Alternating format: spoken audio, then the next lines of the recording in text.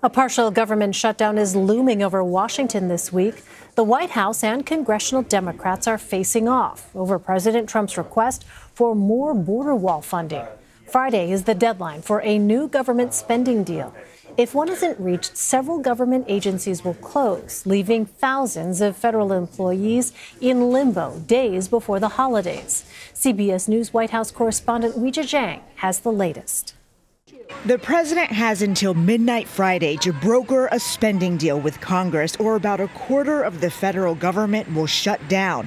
This morning, he tweeted, "Anytime you hear a Democrat saying that you can have good border security without a wall, write them off as just another politician following the party line." The message echoed what he said last week during an Oval Office spat with Democratic leaders. I am proud to shut down the government for border security, Chuck. Both congressional and White House officials tell CBS News there will be a compromise, but even Republicans say the way forward is murky. If the White House has a plan, they're keeping it to themselves. Democrats have scoffed at the $5 billion Mr. Trump wants to build the wall, and they're so far unwilling to go above $1.6 billion for border security. His temper tantrum will get him a shutdown, but it will not get him the wall. It's futile. Just yesterday, this was President Trump's top immigration advisor on Face the Nation. We're going to do whatever is necessary to build the border wall to stop this ongoing crisis of illegal immigration. And that means this is a very, if it comes to it, absolutely. A new national poll finds 54% of Americans oppose a shutdown. If it happens, 43% would blame the president and Republicans. President Trump has been getting regular updates as negotiations continue on Capitol Hill. And if there is a shutdown, more than 420,000 federal employees would be working without pay this holiday season, and an additional 380,000 would be furloughed. Elaine? Well, Weijia, where does Congress stand on a deal to prevent the shutdown? You know, both sides have said that President Trump will likely have to step in, and they are relying on him to really make this deal because it's his price tag that is holding it up. He has been so adamant that he wants that $5 billion for his border wall. But we also heard from both sides tonight that they're not really sure what the White House strategy is because they have not heard from them. But we know officials and the president's team has been on Capitol Hill today. They have been trying to sort out details to see if they can get to that goalpost. What we don't know now is whether he will ultimately budge on that figure that has been so important to him for several months now, really, as he started campaigning for the midterms, and certainly what we saw inside the Oval Office last week. Well, as you mentioned in your piece, White House senior advisor Stephen Miller said President Trump is willing to shut down the government. How much room does that leave for negotiations? Are there other options on the table to keep the government open?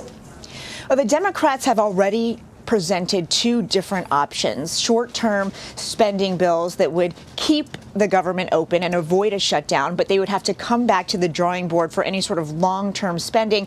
And they are expressing frustration because they said the president has not responded to that. So they feel like they're in a holding pattern. Again, they are waiting to see what the next move is here. And they feel like they've already done their part to come up with some sort of compromise to avoid a shutdown for, another time this year, but they're just waiting to hear the response from the president and from Republicans. Well, you also mentioned the polling on who people would blame in the event of a partial shutdown.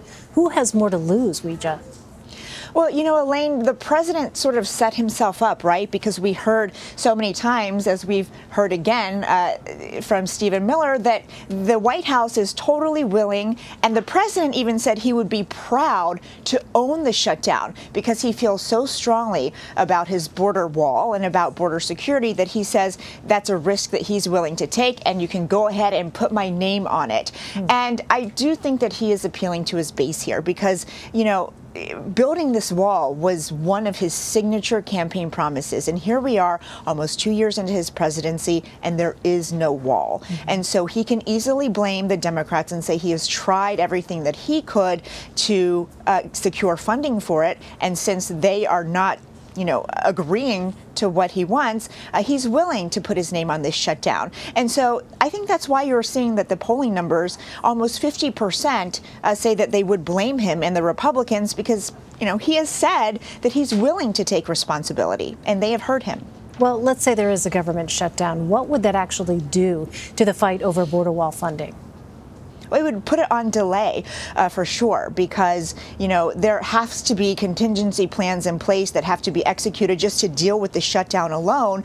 And then you're kind of back at square one. We just saw this play out before with the last government shutdown, and, negotiations were held up, and here we are again trying again for another long-term spending bill. And so that is why both sides, they say they don't want this to happen, but until someone budges first, it's hard to imagine what's going to prevent the government from shutting down come midnight Friday. All right, Weijia Jiang at the White House for us. Weijia, thank you. Sure, thanks.